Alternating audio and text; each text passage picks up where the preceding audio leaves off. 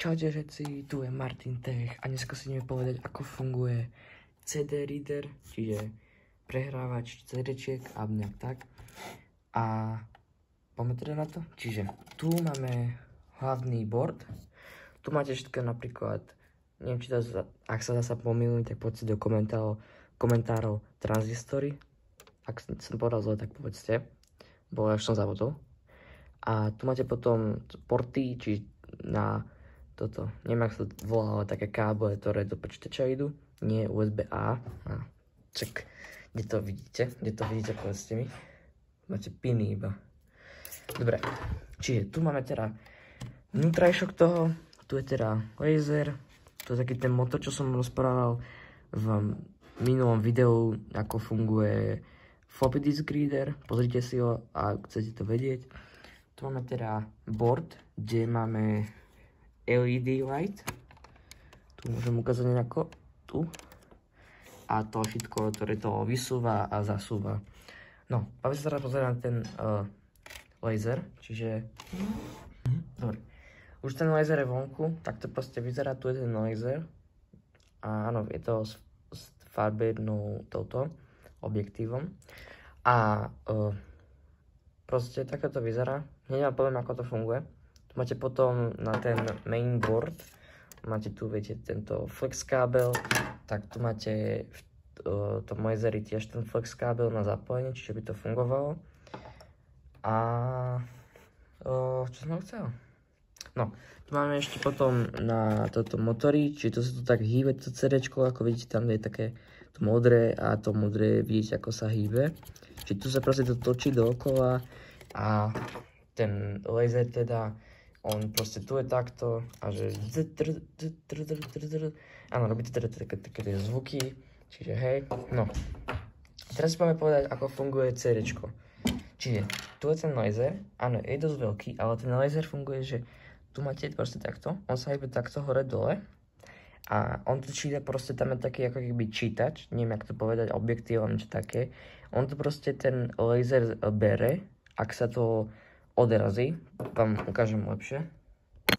Tu, čiže tu máme dobre vysvetlené. Počkajte, idem si pre moju fixku. Kde je moja fixka? Tu.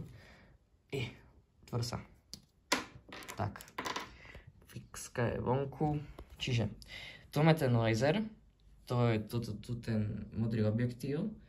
A tu je ten čítač. Ups, tu je ten čítač. Tu. A tu vám to presne ukazuje. Si nevšimajte teraz na chvíľku. Čiže ten laser proste dáva teda tie signály, jak proste tu svetlo. A tu máte potom takéto dierky. Tieto tie vrcholy, čo sú takto ako kocky, tak tie majú proste niečo ako zrkadlo fungujú, ale sú zafarbené.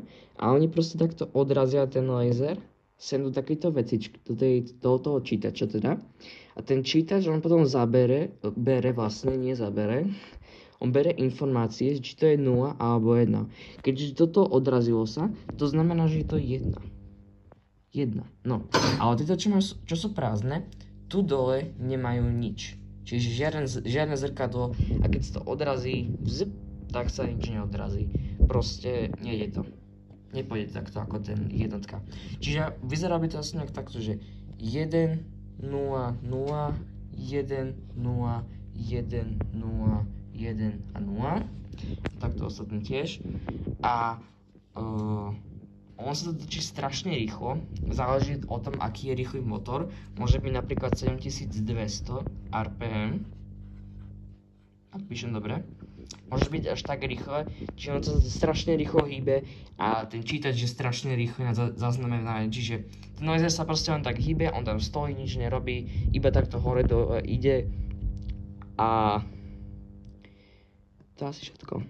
Proste on sa takto, CDčko sa proste takto točí, viete, takto, hore dole, nie hore dole, ale takto dookola. A proste ten laser ide takto hore až to vám potom teda pomôže k tomu a proste záleží o tom, aký je proste ten motor a tak to funguje. Ak sa mýlim, tak poďte do komentov, ale to ako viem proste. takto by to nejako malo vyzerať, že 1, 0, 0, 1, 0, 1, 0, 1, 0, 0. Lebo to sa proste odráža. Jak si predstavte, jak máte v nastaveniach tie takéto vecičky, takéto guličky, a keď to stlačíte, tak sa vám to potom tak zmení, že druhá strana bude, a to bude zelené a to bude červené. Tak to je proste to isté. Ale namiesto toho, týchto nastavení, veci, neviem, ak to volá bublinky, tak namiesto toho je to proste 1 a 0. Čiže proste toto je ako ten zapínač, že proste zapnite si nejaké nastavenie, napríklad 4K nastavenie na iPhone a potom, že OK, je to true, čiže jednotka. Proste to odráži, že to je true. Ale keď to sa neodrazí, tak to je false, proste neexistuje. A potom, ak neviem, ak zase urobia, že image na to, aby to bolo že naopak, že toto teraz je 0, vidíte, že 0, 1, to neviem, ako robí, to potom si s tým dávam update, ak sa mi podarí. To je to, čo viem, čiže takto to asi funguje. A to je asi všetko. Ešte iba, že proste ten motor teda posúva, možno to hneď ukázam, musím to zase poskladať. Čiže proste len ako som vám na tom minulom videu, v popise bude to, ako funguje floppy disk, alebo na kanále, lebo to je prvé video. Proste to sa len takto hýbe hore dole ten motor, čiže proste len takto. A on to teda posúva strašne rýchlo, čiže nejako by to vás bolo, že no, super. Nie je to dobré na človečie ruky. Proste to tak strašne rýchlo ide, že to inak to môže ísť aj. A keď proste to je také rýchle, tak preto môžete načítať až doľko veľa dát. A niektoré takéto drivey chodia aj s popisom, že koľko to vie načítať strašne rýchlo a potom koľko gigabajtov majú CDčka, alebo však to potrebujete vedieť a asi tak. A to je asi všetko proste. Len tu ten motor teda, ktorý to otočí to CDčko a to je asi všetko. Teraz vám teda môžem ukázať, lebo nemám taký počítač a podľa mňa to je nefunkčné a nechcem tam teraz dávať rýchlo. Čiže tak. Toto proste, tento motor proste len posúva dosku alebo niečo také. To proste posúva dopredu a potom aby ste tam dali to CDčko, stlačíte to ešte raz a posuniete a vám to pomôže OK. Zase vám signál, zatvor to a hotovo. Čiže nejak tak to funguje. A ak sa vám toto video teda páčilo, tak nezabudnite dať like a subscribe a povedzte do komentárov, čo mám ďalšie robiť. Čiže čaute.